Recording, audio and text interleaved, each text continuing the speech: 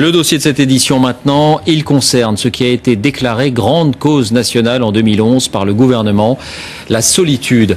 Elle a bien sûr toujours existé, il ne faut pas mythifier le passé, mais c'est un paradoxe de notre époque. On n'a jamais autant parlé de communication, de connexion, et pourtant des millions de Français sont concernés. Ultra-moderne solitude, dossier signé Valérie Gagé, Mathieu Drejoux. À 45 ans, Jean-Pierre Pruvot fait partie des nouveaux solitaires. Cet aide-soignant au chômage depuis 5 mois réside dans un petit appartement à Colombes. Sa mère, son frère et sa sœur vivent en province. Lui s'est installé en région parisienne après une séparation il y a 5 ans. Il n'a pas d'enfant et compare la solitude à un abîme. Qu'est-ce qu'on ressent quand on est seul? Une sorte de vide, un manque de quelque chose. Un manque de l'autre finalement, un manque d'être avec quelqu'un. Ouais. Ah, c'est plutôt ça. Ouais.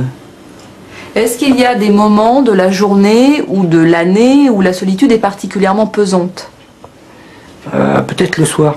Je crois que là, le soir, les choses arrivent autrement, on les vit différemment. Le côté où la nuit s'installe et on s'aperçoit qu'on est seul face à sa télé quelque part. Ouais. Jean-Pierre n'a rien d'un ours. Il essaie de faire des rencontres sur Internet, il a même eu quelques rendez-vous.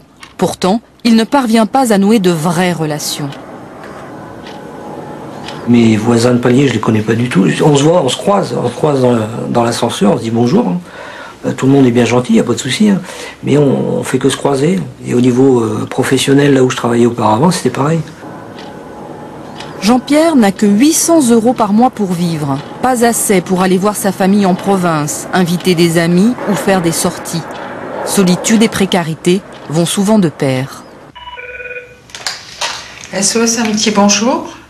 En 10 ans, SOS Amitié a vu le phénomène de la solitude exploser. C'est devenu le premier motif d'appel, un toutes les 3 minutes. Auparavant, c'était la dépression et l'angoisse. Oui, il y a beaucoup de souffrance dans ce que j'entends, ce que vous me dites. Oui. Selon le président de l'association, toutes les classes d'âge sont touchées. À l'heure d'Internet et des portables, il parle des orphelins de la parole. On est déjà dans une société où on dit qu'on communique beaucoup, mais en fait, on parle de moins en moins, on s'écoute de moins en moins. Et quand il s'agit d'un problème grave, on ne trouve pas forcément quelqu'un à qui s'exprimer.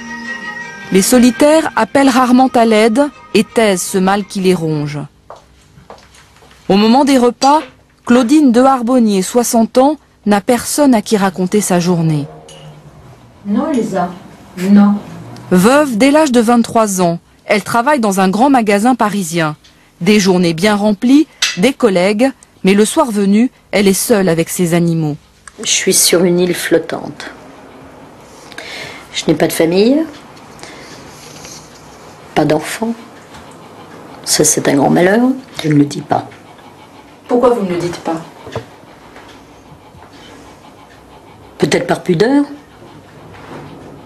Peut-être que ça me paraît anormal d'être seule.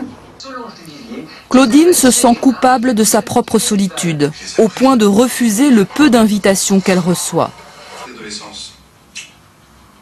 Quand on me sollicite, je refuse. Donc, bon, c'est un petit peu anormal, mais j'ai toujours peur de gêner. Pour retrouver confiance en elle, elle pousse depuis plusieurs années la porte d'une psychiatre, Marie-France Irigoyenne. Auteur d'un livre sur le sujet, ce médecin voit de plus en plus de patients esseulés. L'arrivée de la solitude se fait vers la quarantaine, à un moment, 40-50 ans, un moment où il y a une rupture de vie. Rupture de vie qui peut être le chômage ou un divorce. Et avec l'éloignement et l'éclatement des familles, eh bien, les personnes peuvent se retrouver complètement seules. Bonjour. Oui, et vous, comment allez-vous? Impeccable. Pour sortir de son isolement, Jean-Pierre, l'aide-soignant, fréquente plusieurs associations, comme cette épicerie solidaire à Colombes. Un cassoulet. Un cassoulet, c'est ici, il fait ses courses à bas prix et croise de nouveaux visages. Cette bénévole pense qu'agir contre la solitude est à la portée de tout le monde. C'est une question d'attention aux autres. Et je vous dis, une visite à quelqu'un, vous passez un coup de fil, vous allez voir la personne, la journée est changée. Je vais vous le dire, je connais des gens qui sortent pas de chez eux. Le gouvernement a déclaré la lutte contre la solitude grande cause nationale pour 2011. Des campagnes d'information, comme ces affiches, nous inciteront à ouvrir les yeux sur ce mal insidieux.